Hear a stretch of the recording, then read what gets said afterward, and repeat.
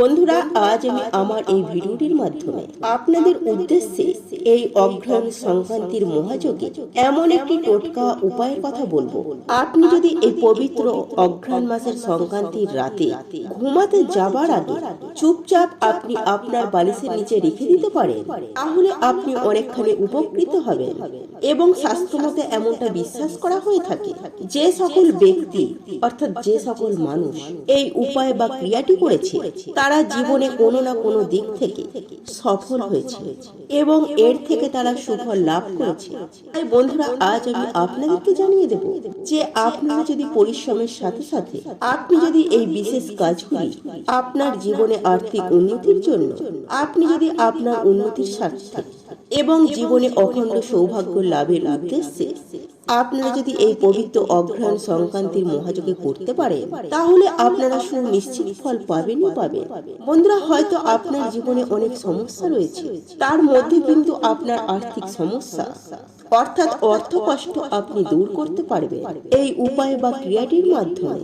তাই এই প্রসঙ্গে বিস্তারিত জানার আগে আপনাদেরকে বলে রাখি, আপনি যদি আমাদের চ্যানেলে নতুন হয়ে থাকেন তাহলে চ্যানেলটি সাবস্ক্রাইব অবশ্যই করুন এবং পাশে থাকা নোটিফিকেশন বেল আইকনটি ক্লিক করুন, কারণ আমি বিভিন্ন প্রকার তন্ত্র মন্ত্র, বশীকরণ, টোটকা, বাস্তুবিদ, জ্যোতিষশাস্ত্র, পুজো আরাধনা এবং ব্ল্যাক ম্যাজিক করা নিয়ে নিত্য নতুন ভিডিও আপলোড করে থাকি, যা প্রয়োগ করার মাধ্যমে আপনার জীবনে থাকা সকল প্রকার সমস্যার সমাধান করতে পারবেন।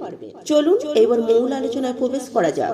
বন্ধুরা, আমরা প্রত্যেকেই তো পরিশ্রম করি।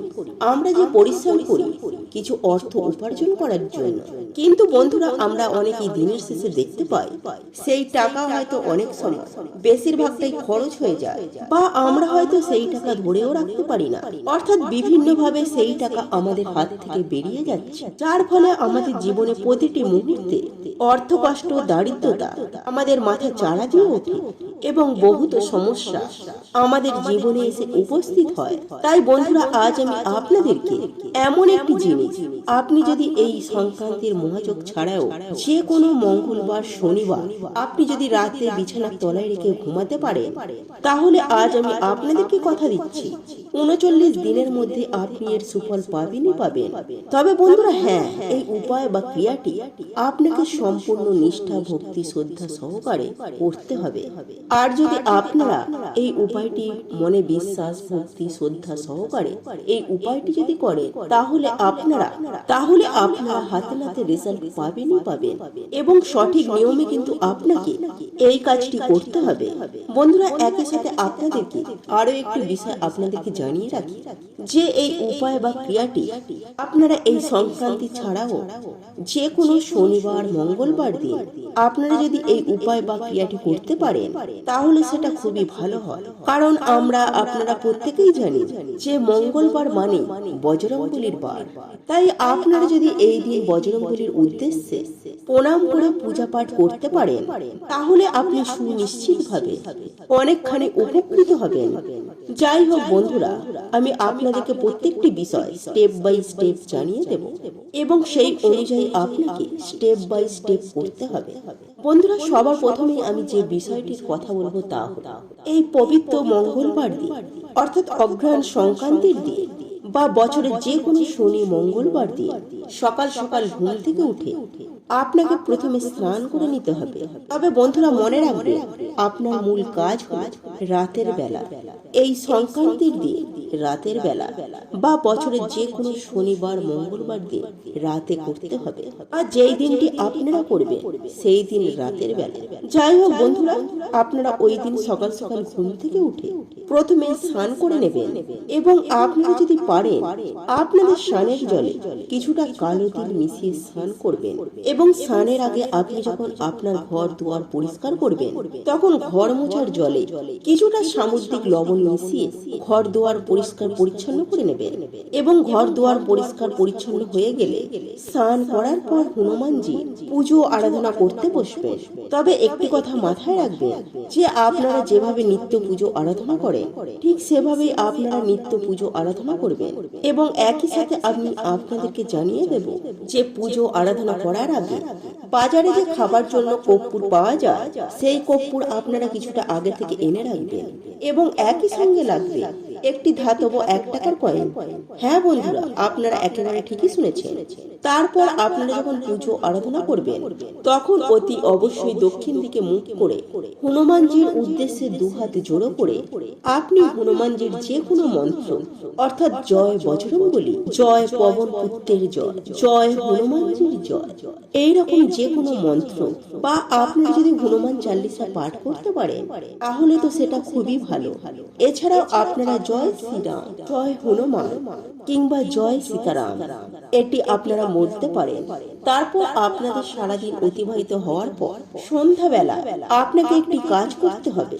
আপনি যখন সন্ধ্যাবেলায় সন্ধ্যার প্রদীপ দেখাবেন, সন্ধ্যাবেলায় সন্ধ্যার প্রদীপ দেখানোর সময় অতি অবশ্যই আপনি যে একটি ধাতব একটি 1 টাকার কয়েন নিয়েছিলেন এবং একই সাথে আপনি যে কর্পূর নিয়েছিলেন, যেটি আপনারা হনুমানজির চরণে, আপনার বাড়িতে যে কোনো ইষ্ট দেবতার চরণে, অর্থাৎ মা লক্ষ্মীর চরণে কি রাধা গোবিন্দের চরণে, অর্থাৎ আপনার গৃহে যে দেবতা আছে ইষ্ট দেবতা, তার চরণে নিবেদন করে সন্ধ্যাবেলায় সন্ধ্যার প্রদীপটি দেখিয়ে নেবে। এবং সন্ধ্যা দেখানোর পর আপনি যে হনুমানজির চরণে যে কর্পূরটি নিবেদন করেছিলেন, অর্থাৎ যে ইষ্ট দেবতার চরণে আপনি কর্পূরটা নিবেদন করেছিলেন, এই কর্পূরটি আপনাকে জ্বালিয়ে দিতে হবে। কিন্তু এখন প্রশ্ন হলো, ওই কর্পূরটি কোথায় জ্বালাতে হবে?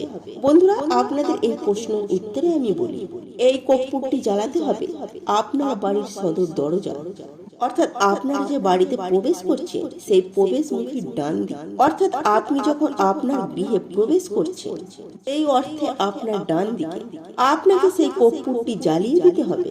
তারপর আপনাকে কাজটি রাতে করতে হবে। আপনি যে 1 টাকার কয়েনটি হনুমানজির চরণে বা আপনার ইষ্ট দেবতার চরণে নিবেদন করেছিলেন, সেই 1 টাকার কয়েনটি তুলে নিয়ে আপনারা রাতে ঘুমাতে যাওয়ার আগে চুপচাপ কাউকে না জানিয়ে আপনি আপনার মাথা থেকে পা পর্যন্ত 7 বার অ্যান্টি ক্লকওয়াইজ ঘুরিয়ে, অর্থাৎ ঘড়ির কাঁটার মতো ঘুরিয়ে আপনি আপনার বালিশের তলায় রেখে আপনি ঘুমিয়ে পড়বেন। তারপর আপনার কাজ হচ্ছে পরের দিন সকাল সকাল ঘুম থেকে উঠে আপনি সেই 1 টাকার কয়েনটি, যেটি আপনি রাতে বালিশের তলায় রেখেছিলেন, সেটি নিয়ে আপনি আপনার নিকটবর্তী যে কোনো হনুমানজির মন্দিরে যাবে। আপনাদের যদি আশেপাশে হনুমানজির মন্দির না থাকে, যে কোনো মন্দিরে গিয়ে আপনি আপনার ওই 1 টাকার কয়েনটি নিবেদন করে হাত জোড়ো করে আপনার সকল মনস্কামনা, আপনার সকল মনের ইচ্ছা হনুমানজির উদ্দেশ্যে জানাবে এবং একই সাথে মনে মনে জপ করবে জয় সীতারাম, জয় হনুমান। এই মন্ত্রটি আপনারা অন্ততপক্ষে 3 বার অবশ্যই মনে মনে বলবেন এবং তারপর আপনারা সেখান থেকে বাড়ি চলে আসবেন। আর যদি আপনার নিকটবর্তী কোনো হনুমানজির মন্দির না থাকে, তাহলে আপনারা অতি অবশ্যই এই কাজটিও করতে পারেন। আপনি কোনো একটি নির্জন স্থানে, অর্থাৎ যেখানে সচরাচর মানুষ যায় না, এখানে আপনারা ওই 1 টাকার কয়েনটি পুঁতে দিয়ে আসতে পারেন। হ্যাঁ বন্ধুরা, সামান্য এই ছোট্ট কাজটি আপনি যদি করতে পারেন, তাহলে আমি আপনাদেরকে কথা দিচ্ছি, আপনি এই উপায়টি করার পর 39 দিনের মধ্যে অনেকখানি উপকৃত হবেন। এবং আপনি এতটাই উপকৃত হবেন যে হনুমানজি যেমন সদা সর্বদা আপনার সকল দুঃখ কষ্ট যেমন হরণ করে নেবেন, ঠিক তেমনই সকল সমস্যার সমাধান করে দেবেন। এই সাথে মনে রাখবেন, হনুমানজি আজও অমর ও অজেয়। বন্ধুরা, আপনার যে একই সাথে বন্ধুরা আপনার যে আর্থিক কষ্ট বলুন, বা আপনার জীবনে যে দারিদ্রতাই বলুন, বা আপনার বাড়িতে যদি বাস্তুদোষ থেকে থাকে, ধীরে ধীরে সুনিশ্চিত ভাবে কেটে যাবে এই বজরংবলীর আশীর্বাদ ও কৃপায়। বন্ধুরা, এই ভিডিওটি যদি আপনাদের পছন্দ হয়ে থাকে, তাহলে ভিডিওটি লাইক করুন, কমেন্ট করুন এবং বন্ধুদের সাথে শেয়ার অবশ্যই করুন। মনে রাখবেন, আপনার একটি শেয়ার অনেক মানুষকে উপকৃত করতে পারে। এবং আপনি যদি নতুন হয়ে থাকেন, তাহলে চ্যানেলটি অবশ্যই সাবস্ক্রাইব করবেন এবং পাশে থাকা নোটিফিকেশন বেল আইকনটি ক্লিক করবেন। এইরূপ নিত্য নতুন ভিডিও সবার আগে দেখার জন্য ঈশ্বর আপনার মঙ্গল করুন। আপনি সুস্থ থাকুন, ভালো থাকুন।